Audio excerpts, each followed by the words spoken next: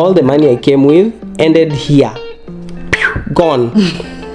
Gone. It was gone within what? The first 4 months. Everything. It was so expensive. That money went like this. And you know, like I said, money from Kenya looks a lot until you come here. It runs away quickly. It disappears, leaves you hanging. $850 per month. That was in 2020 when houses were super cheap. One time I paid like $700 for the air ticket. The next time I paid like 800 and something. And then now you have to calculate like how much money you're gonna use on the actual trip. Plus the biometrics fee, it was $1,225. When we added up the main cost of the forms, of the travel, of the medical exams, the flight, in total, excluding my trips there and the wedding costs, it cost us. I remember it got to a point that you started saying, do you want me to give you some money so that you are not without money? And I was like, no. Why did you refuse, by the way? For you to get this visa, they need to prove that you guys are actually legit. And how do they prove?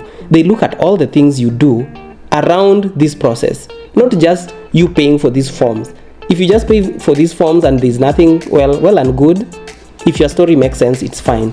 But if you have other supporting documents like a traditional ceremony that you attended, and there's pictures, there's videos, there's anything that you can use to prove that this relationship is legit, it really helps in solidifying your case. Really helps.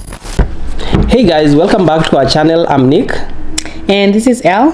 And today we are going to take you through a step-by-step breakdown of the cost of a K1 visa process, which is the visa process that we used until I became a citizen. I know so many of you have been asking, and you know, and we also said in our previous videos that we'll take you through the process, and today we are doing it. So the K1 visa process is also known as the fiancé visa, which allows the US citizen to bring their foreign fiancé to the United States for purposes of marriage. This is a simplified process. So this is the whole process. I'll take you through 6 steps, which is the petition, where a US citizen files for a form. There's a form called I-129F with the U.S.CIS. And then the second step is U.S.CIS approval, the visa application.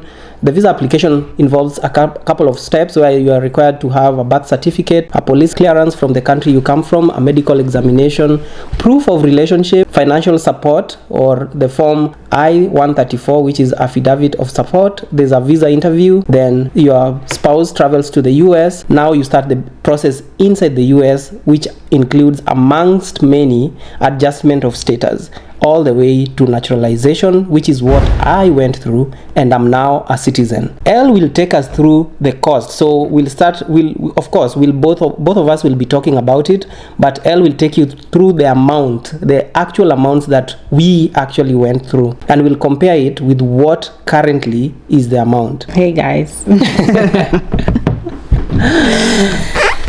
All right, so as you guys, so don't worry guys, don't worry, you'll talk a lot. The rest of it, she has everything, she'll go through it. Okay, yeah, so guys, as you guys know, we did the K1 as he said, and he just recently became naturalized. If you haven't watched the videos, go back and watch those. But yeah, actually we never actually looked at how much the process costed us until just recently. We were just asking ourselves, how much has that process really cost us? And we went back and looked at every step and how much we spent. So we have it here, all the way from the very first form that you fill all the way to the naturalization. So stay tuned. If you're in the process, or if you're going to be in the process, this will kind of give you like a breakdown of what it might cost you together money wise. So to start with, as you know, the very first form you fill is the I-129F, which is petition for a foreign fiancé form, and that's the one that as the citizen you file for your spouse, so you'd be the one to start the process. And back then, we did this in 2019, and back then that form cost $535 to send with the form. So we were also looking at how much the cost is now, because along the way the costs have changed. So if you're doing it right now, it will cost you differently. And we found out that right now that form is $675 US dollars. Yes, so be prepared for that. For us, it took 4 months to get the approval notice, and then the case gets sent to the NVC, which is the National Visa Center. And then it gets sent to the country where your fiance is. In this case, it was in Kenya. When it's on the other side, you fill the DS-160. That cost us $265. You pay that, and then you schedule an interview. There is also the medical exam, which cost us $270. The DS-160 is still $265, and then right now, because with the medical exam, it depends on what they're checking and so on, so it's somewhere between $100 and $500. When you go to the interview, hopefully your visa gets approved. Yay, you're going to see your honey bun.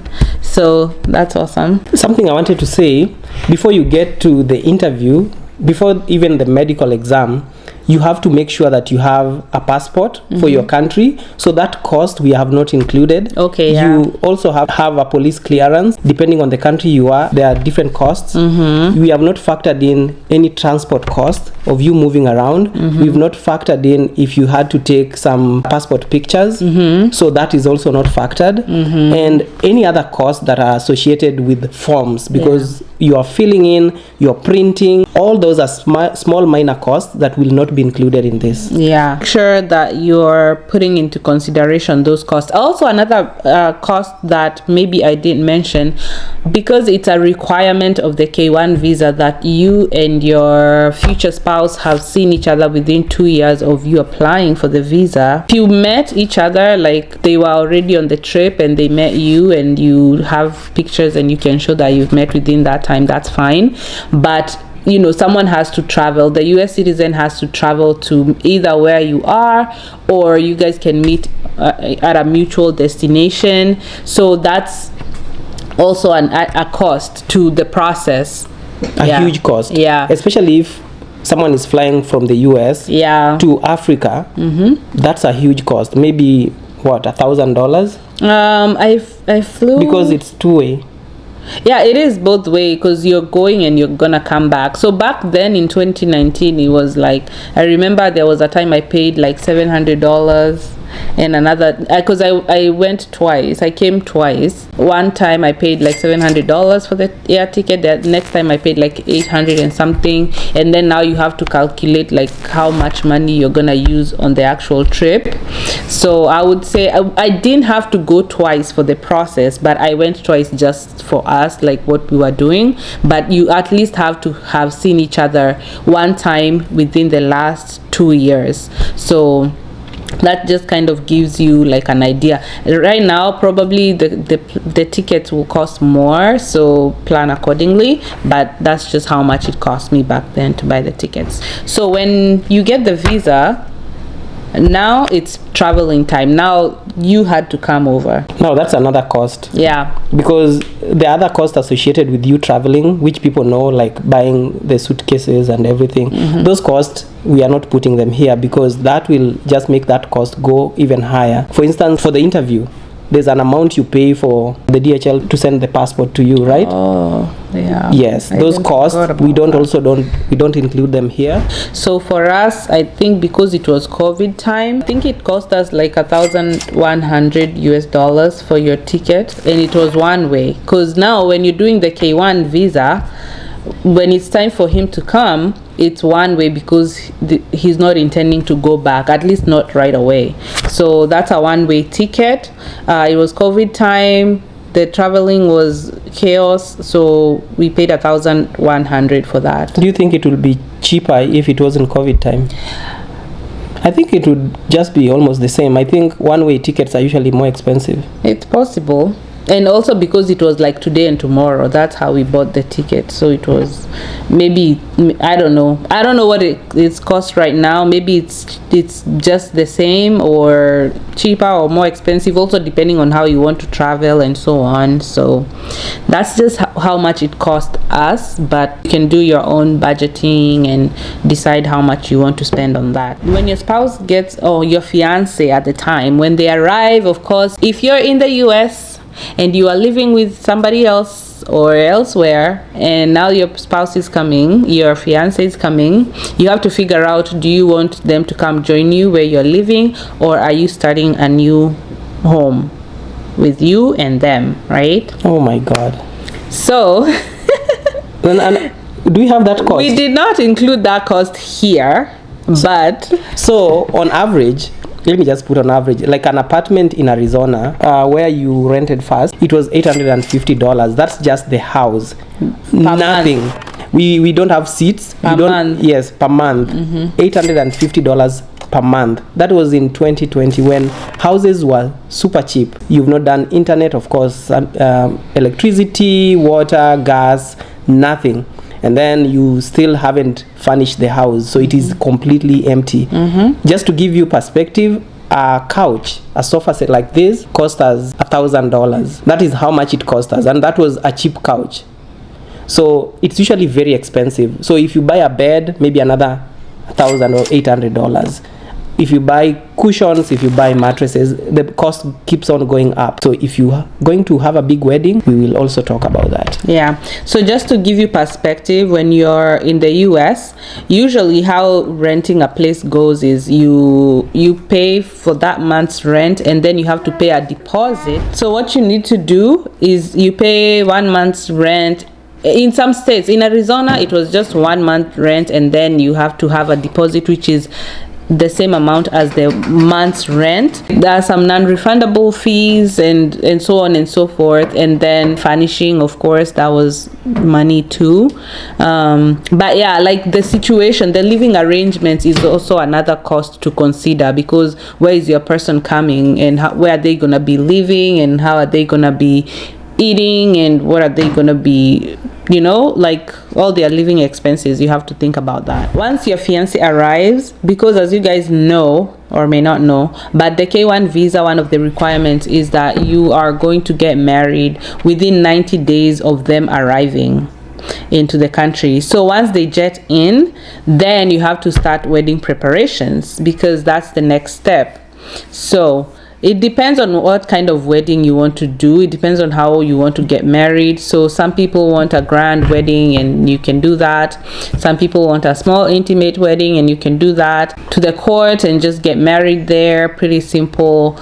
So it just depends on what you want to do, and yeah, that's really completely up to you as a couple, and what you want, how you want to handle that. When it comes to marriage, it is a must that you guys get married within 90 days.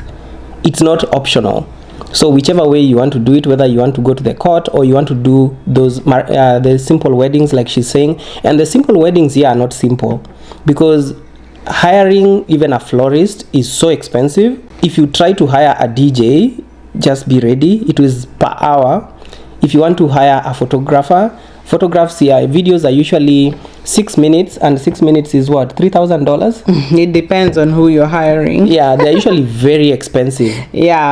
Yeah, for us, we did have like an actual wedding where our families and friends came, and it was intimate. We just had around 50 people. It was COVID time, so we couldn't even have more than that. And then also, like, we got married at my parents' home in the backyard. So we tried to minimize cost, but it was still costly. And we also had like help from our families and friends as far as the wedding cost and so on. Yeah, so you have to be ready and just figure out what kind of a thing you want. But weddings can be super expensive here, so yeah. So after the wedding, now you have to file for adjustment of status, which is I-485. That's the form. And back then it cost us, plus the biometrics fee, it was $1,225. Yes, But now, go ahead. And at this point I had done medical. You remember? Oh yeah. There was a medical that I had to do here in the US, and that was a different cost. It wasn't the same cost as the one that I did in Kenya. Oh, I think after you did this one, they asked you to go for a medical. Yes, as you adjust your status and then you go for the medical. Yeah, but the information is sent to you how where you're supposed to. They give you options based on where you stay, and then you choose one, and that's where now you go. Yeah. So basically, when you send out after you get married, make sure. And even for the wedding, you have to think about cost for the marriage license and so on. And then after you get married, you have to send your certificates back to the courts, and they get signed, and then you get sent your official certificate. And then once you get that, that's when you are able to file for the I-485, because that's what shows that you've done that next part. So once you send the I-485, then they will send you a receipt notice, and then they send you instructions on where to go get your biometrics and also your medical. And your medical, it depends on what they need to get done. I think your medical, how much did it cost you? I can't remember. I think it was $250. I'm not sure. Was that the one that you went and you got charged $250? I remember there was something. I can't remember the amount, honestly. Yeah, so it can cost you some money. The medical also. Yeah, there've been a lot of amounts in between that. Just keeping track of $250 is looking for a needle in a haystack. Yeah. So back then, which was 2020, or was it? Yeah, I think it was still in 2020. It was $1,225, $1,225, and currently that is going for $1,440. So if you're doing it now, then that would be your new price. By now we mean 2025. Yeah. So if you're watching this after 2025, the cost is significantly higher, I'm presuming, because life is not going to be any cheaper than this. So that is the current cost. And then, so this is what happens when you file for adjustment of status and you've been married less than 2 years. What you get when that gets approved is the 2-year green card, which means it's only good for 2 years. It comes with an expiration date of 2 years. And then what you're supposed to do at that 2-year mark is file another form, which is the I-751. It's called petition to remove conditions. So that also comes at a cost, which is $680.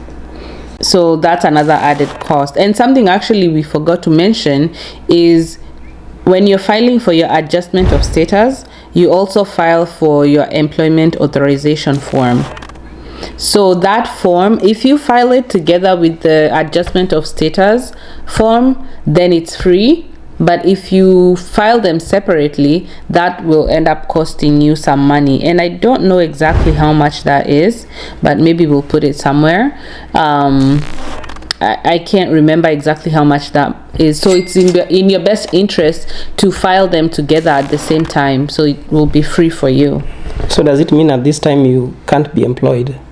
Yeah, that's what it means. When you come in with a K1 visa, you're not able to start working until you get into the country, you get married, you file for employment authorization or adjustment of status, or both. And then once you get either your employment authorization, which typically comes faster than the green card, that way you can start working while they're still processing your green card.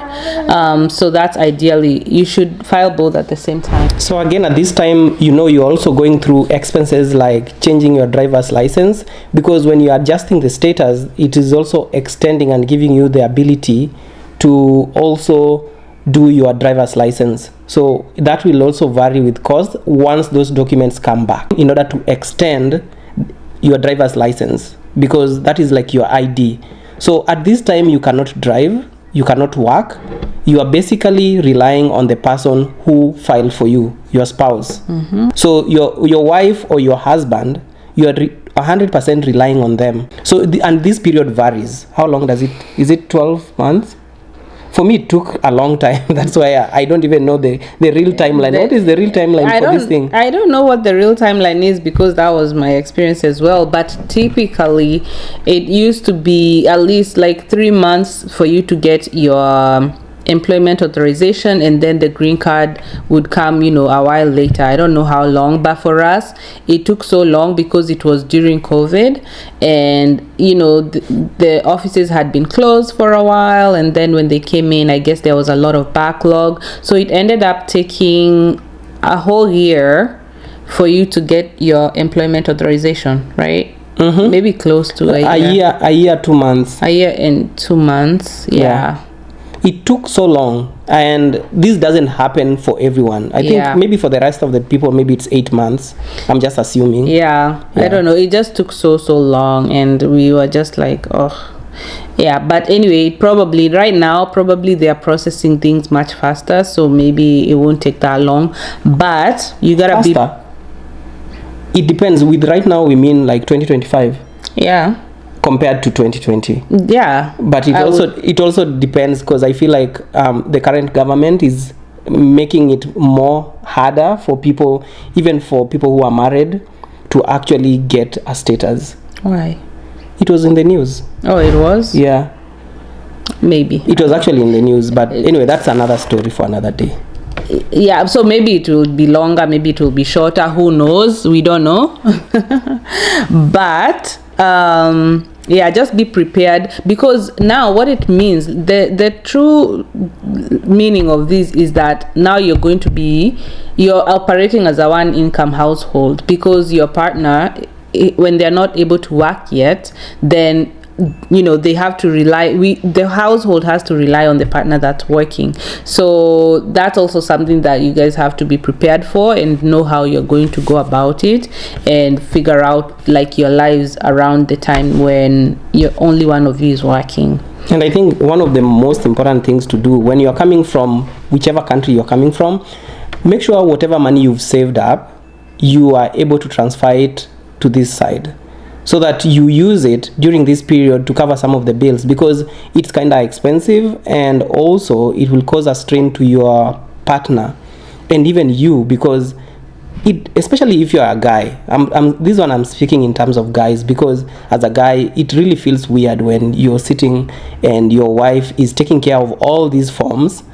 You came with nothing, because even the air ticket is expensive. When you get here, maybe you need a phone, maybe your phone doesn't work with the carriers that are here, because for me, the phone I used to have couldn't really work with the SIM cards here, and that was before the eSIMs, so things were different. You're also going to be required to put in some bills when it comes to the marriage. It's important as a guy, for the sake of your own ego, to have at least some money to cover some part of the cost of the wedding, because when you come here, it takes away a lot in terms of money, psychologically too. So you need to at least have something to help your psychology to understand that I can also foot some of these bills, because once you come here, even the money that you have from your country actually diminishes. Like what you consider a lot of money, when you bring it to this economy, it just disappears. You're like, how? Yeah, like $1,000 is like 120 or 130, depending on where you are. If you're from Kenya, it's like 130,000. That's a lot of money. That is not money that you spend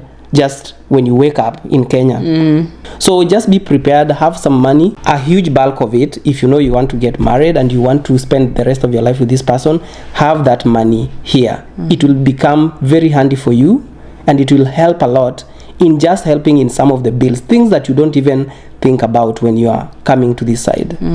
Yeah. So after all that, we talked about like after the 2 years, so hopefully at the 2-year mark, now you have been working, because after you get your employment authorization, you can start working legally, and then your green card comes, and that's fine. Then the 2-year lapses, then now you apply for the petition to remove conditions, which is what we were talking about, 680. And then after that, the only thing that's left is after 3 years of the marriage, you are free to apply for naturalization, which is form N400, and that is going for $710 currently.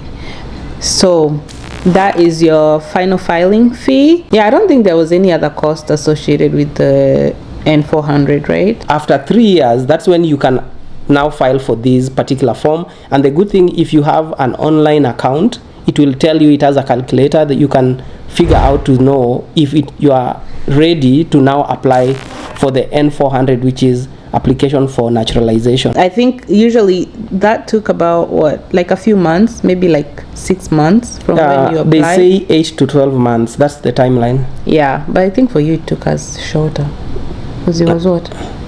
October, November, December, January, February, March. 6 months. Yeah. So it just varies, but it could be, I mean, at that point you're almost at the end. Oh, and then another thing to mention is usually you can apply for these forms 90 days before the expiration date. So when your 2-year green card is going to expire, if it expires in June, you can start your application for the removal of conditions like in March. So that's the online calculator is what he was saying, like you can use that to figure out the earliest date that you can apply. And ideally you want to do it as soon as possible. If possible, just do it as soon as you can, because you never know when you're gonna need to have your papers in order, and the sooner you do it the better. As soon as that 90 days before something expires, you want to go ahead and get that done. That is most of the cost that we incurred during the process. We haven't really included like a lot of the extra little costs here and there, but when we added up the main cost of the forms, of the travel, of the medical exams, the flight, yeah, I think in total, oh, and then also before I say the total amount, let's just mention we did not use a lawyer for any of this, so we did not incur any lawyer fees. So if you are using a lawyer, that would be an additional cost which you have to consider. But for us, in total, excluding my trips there and the wedding costs, it cost us $4,785. Makofi tafadhali. That's a lot of money. Makofi. So if you look at that bottom line, that amount, before you start the process, you may give up, but this is something that is doable. And the reason why I say that, because part of this cost will be covered when you're working. So you'll be able to save up and pay for it as you go. And also, if you decide to not use a lawyer, the cost will be similar to what we have or slightly higher than what we have, depending on whether the cost has been adjusted. So this is possible. But if you include now wedding and everything, the cost is significantly high. Yeah, much higher. It's much higher. Yeah. Very expensive. Yeah, so the other thing to keep in mind is, I think when we started, we were not really talking about finances.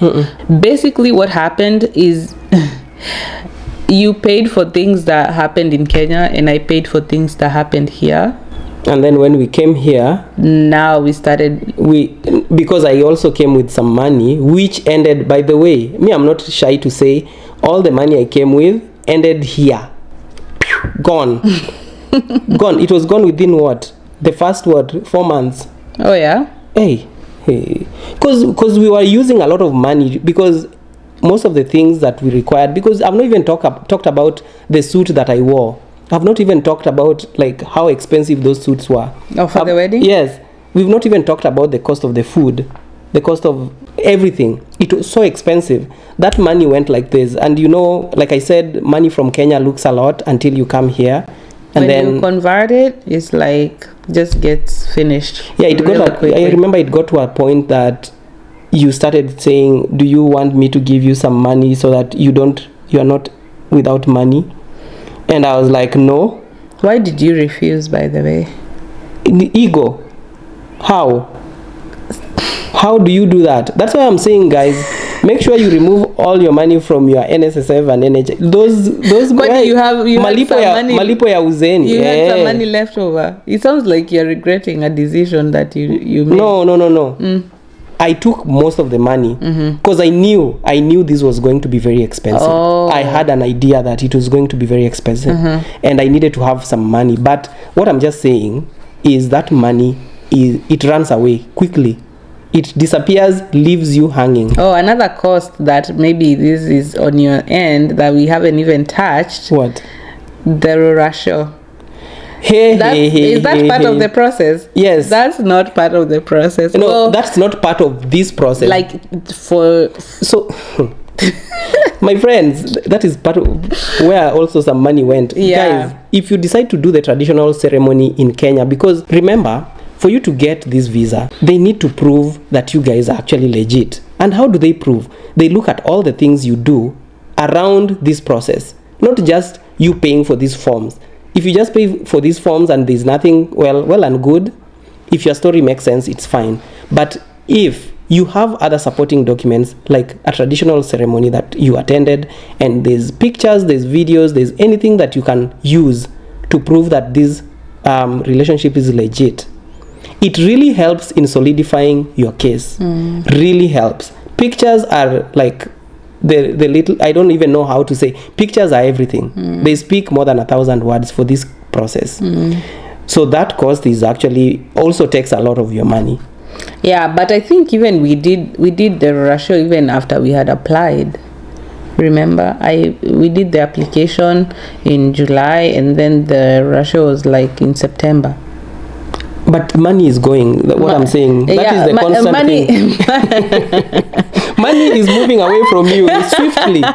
Yeah, so there is a lot of places where money gets spent, and it's just like the two of you. And even me, back then, I was a student, so I don't even know where all this money was coming from, by the way. No, it comes through God. God is the one that like aligns everything with you, for you. Because we've not even talked about the honeymoon.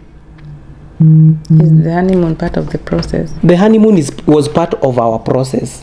That's what I'm saying. We included, the process is your life. So the honeymoon, all the things you are doing, if we put the full cost here, I don't know how it came to. This is almost this is more than half a million Kenya shillings. That is how much the process cost us. Yeah, and that is minus my traveling, by the way. So let's assume the person will travel. Just put traveling. For sure they will travel, because you have to meet at least once. So if you use like, let's say $2,000 to travel to the country, then that's already like 6,785. Wow. That's minus. So that's, let's say $7,000. So $7,000 is a lot of money. So if you're not prepared to spend that, let that not worry you when you're starting this process. Yeah, that's the thing. It's just like a step by step, because you do the fast application. For us, it was like $535. Okay, then the next cost will be like 7 months later, which is like maybe some $400 or something. Then some traveling money, then so it just comes in stages. So what you need to do is just know that you're in a process and be saving as you move along. Or if you have a lot of money at the beginning, like just keep it separate. Like know that don't touch that money, because you're gonna be needing it as you move along. But if you don't have the whole amount right now, don't let that be the thing that makes you feel like, oh, maybe I shouldn't do this process because I don't have the money right now. Just pray to God and be working if you can, and be saving. And then, when the time comes, you will have the money. Guys, what do you think about that cost? And is it too expensive? Is it a process that you think that you can actually go through? Do you think it's a process that is valuable to your relationship? Because I think at the end of the day, what you should be looking at is you guys being together and you living your life. Because if you start asking yourself how much money you've used so far since you're born or since you got your first job, and you put those costs down, including eating, all the rent you've been paying, you'll be very surprised at how much you've actually spent. So this is just part of your life. You just move as you go. When you start, you'll just find yourself at this process where now I became a citizen of the U.S. and it's never free. Let us know what your costs ended up being, or if you're still in the process, how much money you've spent so far. And if you're doing other process, like a different process other than the K1, like how much is that costing you? So yeah, we just want to have a discussion, let people know what they can expect so that they can plan accordingly. What I'd like to know is what exactly in this video has surprised you. Do you think that's a fair cost for the process, or do you think it's too expensive? Or it's too cheap? Or it's too cheap. I don't think it's too cheap. I just think it's an okay amount for the whole entire process, especially if you're working. But if you're not, it's actually an uphill task, honestly, to be honest. But you tell us what you think in the comment section, and I hope you liked this video, and I hope you enjoyed it, and I hope this cost has made it now open and clear how long it takes and how much it actually costs, and why we were actually celebrating. This actually will give you perspective as to why we are celebrating. It's like making like your child finishing school or university and now you know finally you're not going to be spending all this money, because this is similar to what we spend in our campuses. Exactly, this is actually like a full course, a full degree course in Kenya. So guys, you tell us what you think. See you in the next video. Please remember to subscribe and like and share. That's it. Yeah, that's it, guys. Thank you for always supporting us. Share this video with someone who maybe is in the process, and yeah, let us know what you think. Oh, something we didn't mention. The process may also involve the cost of having a kid. And no. Anyway guys, bye guys. Having a kid is totally, you don't have to have a kid in this process, but you can if you want. Hey kid, I'm a kids. You can have kids in this process. No, you can if you want to, but it's not a requirement. No, I'm just saying, like in terms of, because the money is coming from your pocket anyway. So you can have a kid, you can end up having a kid, and also the cost of having a kid here is very expensive. Anyway, I just threw that in there. Bye guys. And oh, let me say this, good luck to all of you in the process. I hope everybody gets their visas and everybody gets to be with their husband or their wife in the same country, in the same house, in the same room, in the same bed, everything.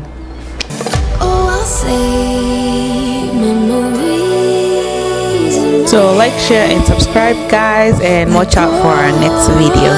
Love you.